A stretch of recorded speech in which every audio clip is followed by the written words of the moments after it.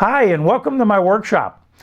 In this video, we're going to do something really special. We're taking a very plain scene that just has ground cover on it, and we're going to transform it into a very special scene with a fishing pond and a creek and lights and all sorts of stuff. We're going to be doing painting, you name it, we're going to be touching on it in this video to create this scene. If that sounds interesting to you, you've come to the right video. Let's get started.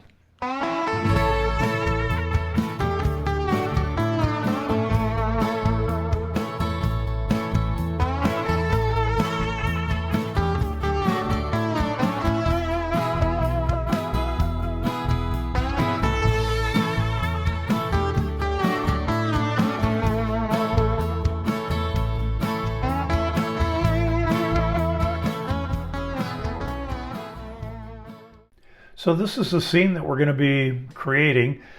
The first step is we have to tear all of this up in order to make the scene. I've planned it out a little bit. I took a photograph and just started sketching out where I want to place certain parts of the scene, so I have an idea of how to construct it.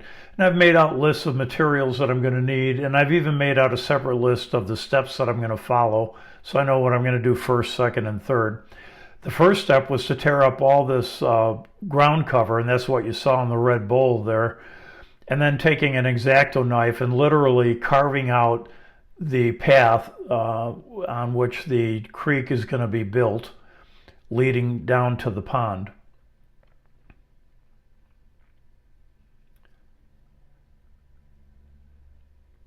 Then, of course, we want to cover the track because we're going to be plastering next, and it gets pretty messy. I'll be using Woodland Scenics plaster cloth, following the directions on the package. I'll lay down the plaster cloth, get it wet, allow it to dry. It takes about 24 hours to dry thoroughly. And once this is thoroughly dried, then I'll be going over it again with some wet plaster. And that seals it. And one thing, we're going to have to go through a couple of different sealing methods in order to keep this watertight so the product we're using for water doesn't leak through. I'm just going to use this shaper sheet plaster I've had left over from a previous project. That'll work. Mix it up with some water and just brush it right on the plaster cloth. And this all takes another 24 hours to thoroughly dry and set up.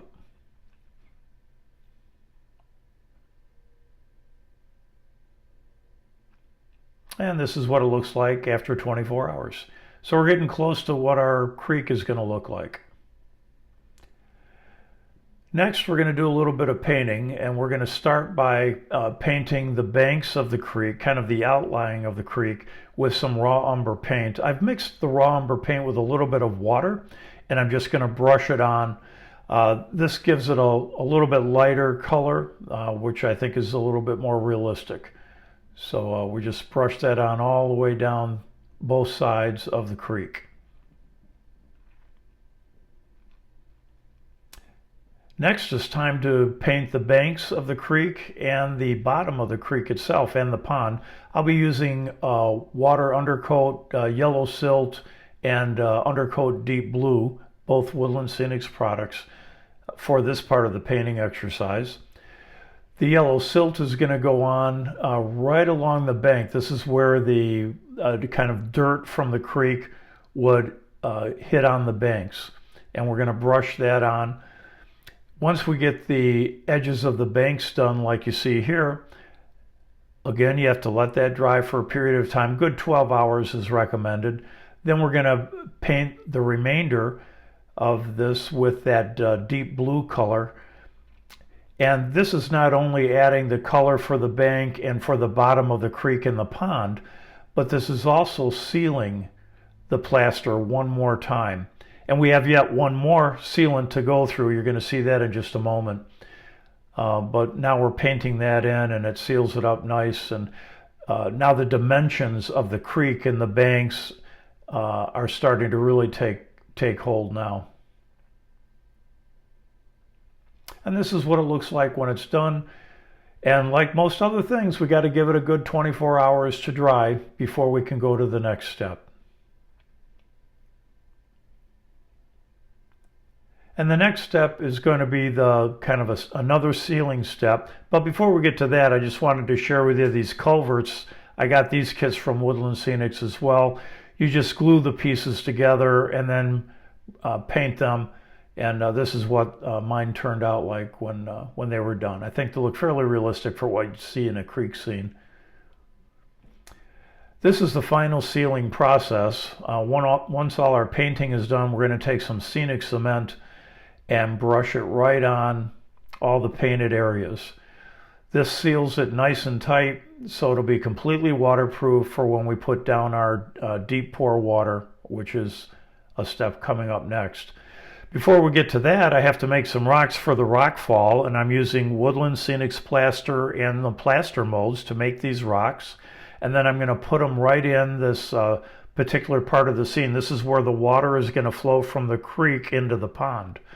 So I'm kind of creating that rock falls. And once they're glued in, I'll be adding little pieces of the scene to it. While that's drying, I've also gone and started some landscape, as you can see, some ground cover there. I'm going to be using these Woodland Scenic products to kind of blend them together to make like water reeds that you would see in a typical stream. And they're very fine, and you can just glue them right in, as you can see what I've done in between the rocks. And once we add the water feature in there, it's going to look fairly realistic, I think. Okay, so we're about 60% done with the scene, and now the next step is to add some of the details that I talked about earlier. I have the fishing cabin prepared here, and I've wired it for lighting, so the fishing cabin is going to light up at night. I also have another light that I wired. It's a spotlight that's going to shine up on the signpost for the scene. That's going to be over here. We're going to create like a camping scene right over here. And then, of course, you got to have the American flag next to the fishing cabin. So we've got the lighted American flag. So with that amount of light in this corner, I think at night this scene's going to look pretty cool. As it relates to the water, I'm going to be using the same product I've used in several other scenes on my layout. Woodland Scenics Deep Pour Murky Water is what I'm going to be using. That's what I'm going to do next. I'm going to do it in two phases. The first phase, I'm going to pour this water over the rock falls and create the pond. And then the second pour will be along the creek itself all the way up to the culvert. So that's the plan. Stay tuned. Here we go. So I ended up using two of these kits, and it's a great product, a little bit of science involved. You have a base tint, and then the base color, and you have to mix it together and give it some time to cure. But when all of that's done, by following the directions, you're ready to pour. And as I said, I'm just going to go over the rocky falls first and allow that water to flow down naturally and fill into the pond. And then I'm doing the rest of the creek in a second pour. This is how it looks once it's poured. Now it has to dry for at least 24 hours, possibly longer, depending upon humidity conditions in your environment. But once it dries, it gives a really nice transparent look where you can see the rocks below the water, tree limbs and things like that, little details that you can add along the creek. But it gives a very nice effect, pretty realistic. To make it look even more realistic, I'm going to be adding a product called Water Ripples. This is a hair gel consistency product that you brush on with a stiff brush and create the illusion of water movement. And again, once that dries, it really looks nice. It adds an awful lot to the scene. And probably the biggest effect that I get off of this is how the light hits the ripples. Very realistic and adds a lot of life to the scene, I believe. And then there's one other thing we can do, and that's using a product called Water Effects. And you squeeze that on and brush it around, and it gives the impression of water movement over rocks and trees and things like that. I added a little bit of white paint. So next I'm going to be working on some of the foliage around the scene. I started by planting this tree next to the fishing shack, and you can see also next to the fishing shack I put in the fishing pier into the pond. Still working on the sign for the scene, but I also painted, did some paint work on the rocks that lead to the falls, that lead to the pond, to simulate moving water. And that turned out fairly well. But the next part that I'm working on is to put some foliage along the banks of the creek on both sides. And this is a model that I did just messing around and trying to get an idea of how it might look. This is just one little piece of it.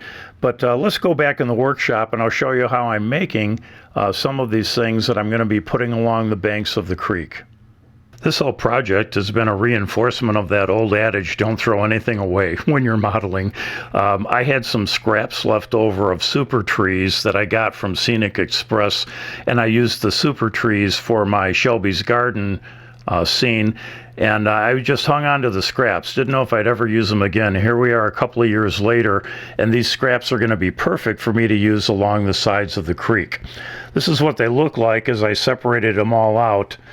And the way this works basically is I just take these scraps and I'll put it in a mixture of Mod Podge, 50% Mod Podge, 50% cold water, mix it up real good.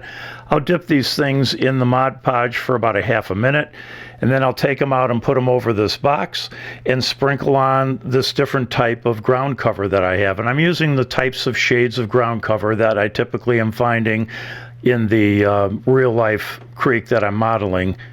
That's for the foliage that goes along the creek beds. So a lot of different colors, a lot of different textures. And I take that and I sprinkle it on over the box. And when I get the coverage that I want and the colors that I want, then I just take some of this cheap hairspray and give it a good spray. And then I bring them over here to dry out. And I'll let them dry overnight, and then I'll start installing these tomorrow along the banks. Well, I'm done making all the trees, and I made all the shrubs. I've installed the trees and shrubs onto the scene. I also went to a local train show over the weekend, picked up a few incidentals that I think will make the scene look a little bit better, put all those in. So this scene is about as done as it's going to get for a while anyway. I want to thank you for tuning in and watching today. I hope you enjoyed the video as much as I enjoyed creating the scene, and let's go ahead and take a look at how it turned out. Thanks again for watching. We'll see you next time.